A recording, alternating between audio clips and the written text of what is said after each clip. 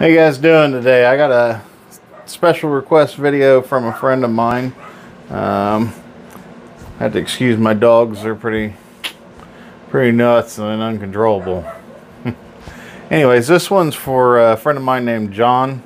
John just recently bought a Strat, Super Strat, Ibanez, AZ basically. Anyways, he's having floating problems. So I talked about this in a couple other videos, but I think I'm just going to completely focus on that, address it, show you guys how I do things. And again, how I do things isn't what I'm claiming to be the right way, it's the way I do it. And just a short story on that. John used to be my local guitar store manager. So it's funny how things go around. John was a real good friend of mine, and well, I shouldn't say was. John's still around, so John still is a really good friend of mine. But yeah, I just wanted to make this for him. And if anybody else is having these issues, this is how I do it. So let's get into it. Ready?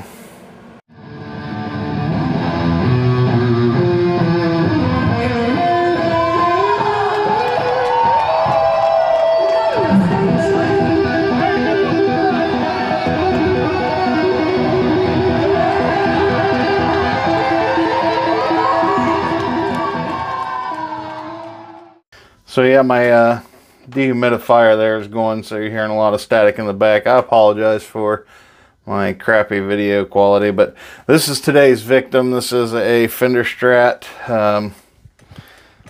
Mexican with some upgrades, little special features on this one, like locking tuners, the noiseless pickups, American pickups, and a little button that turns this on in any configuration.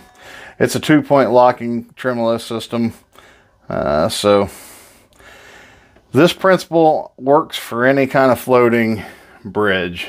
So you will need this. I'm only taking it off so I can flip this guitar around. So need to get to the cavity. So I'm going to take these screws out and spare you that. We'll take it off and we'll get right back. So just so you see how mine is floating there, let me see if I can get shine a little bit more light. It is angled back. So I'm going to show you. I've got the back off of this thing. And what's going on is the strings are pulling harder than the springs are pulling back.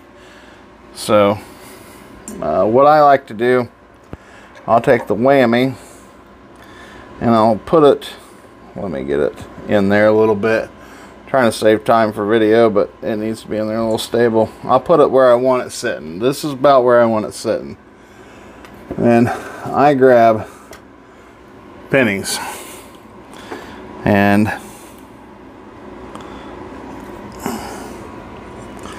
I think I need one more.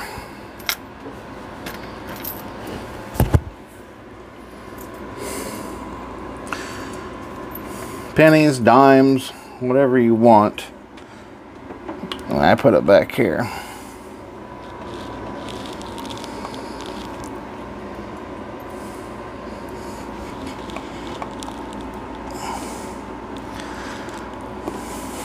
Let me show you that. Okay, so that's got my bridge sitting right where I want it, flat and even with the body. So that's basically blocking it off. So at this point, taking this back out,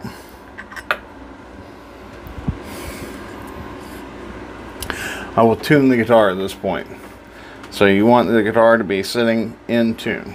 So let me do that real quick. Okay, so I've got the guitar in tune. The pennies are in. So what we're going to do, we're going to take and push these screws that way. When the pennies release, it's got the proper amount of tension on it for the tuning that it's in and sitting where it is.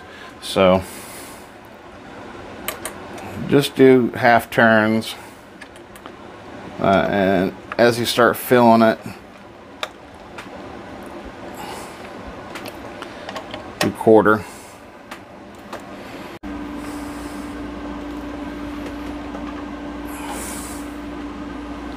They're loosening up. Well, they make blocks of wood that does the same job, designed for this.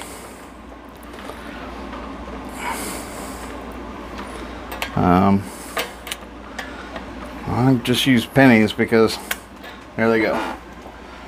See them fall? Let's get them out of there.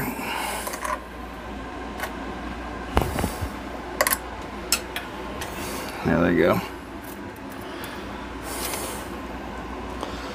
So yeah, I'm sitting there. So typically when I do that, I'll do a half turn backwards or a quarter turn.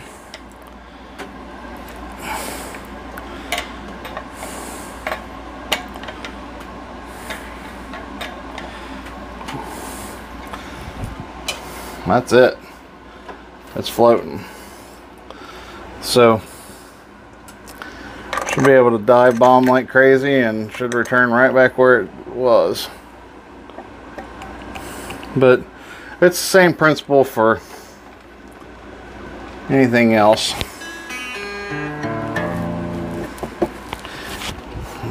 If you block off between here, between this bottom part of your block and the body with some pennies, okay, and you start, if you're floating down, you need to take the tension off the springs, block it off, tune it up, and then bring the springs back in. You're sitting up, you turn it down. It's the same principle for a Floyd Rose or for a Music Man, for a Fender. As long as you block it off. Again, I use pennies because I feel like they separate and they let you know when the tension's right off the rip. Those little blocks of wood, it takes them a minute to fall out. Plus they can't go down into the guitar. They have to go out of the guitar, so you have to do it this way, and it's not very comfortable. So, yep, there we go. And say, you know, like I said, that's for any kind of bridge. You block between the block and between the body, put pennies in there, dimes, quarters, I don't care what it is, guitar picks, something that'll separate. Those little blocks of wood they sell, again, you'd have to do the guitar upside down so it falls out. If you're doing it this way, the pennies will fall down on their own when they're at the same tension. That's how I do it. I do it with Floyd Roses, I do it with Strats, I'll do it with a Music Man, I don't care what it is. Yeah, block the bridge. It's a fight between string tension and spring tension. The strings are trying to pull this way, and the springs are trying to pull it back that way. If you're pulling back that way, you have to bring your springs back, sorry. Pulling that way, you gotta bring them forward. Blocking it, tuning it, and pulling your strings back is the only way I know how to set up a floating bridge where it's right.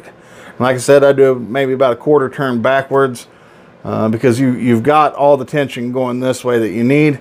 So just that little quarter turn back will keep it in tune where you don't have to mess with it. But normally it takes me about 2 days to have it in there, dialed in. So I leave the back of it off for a couple days.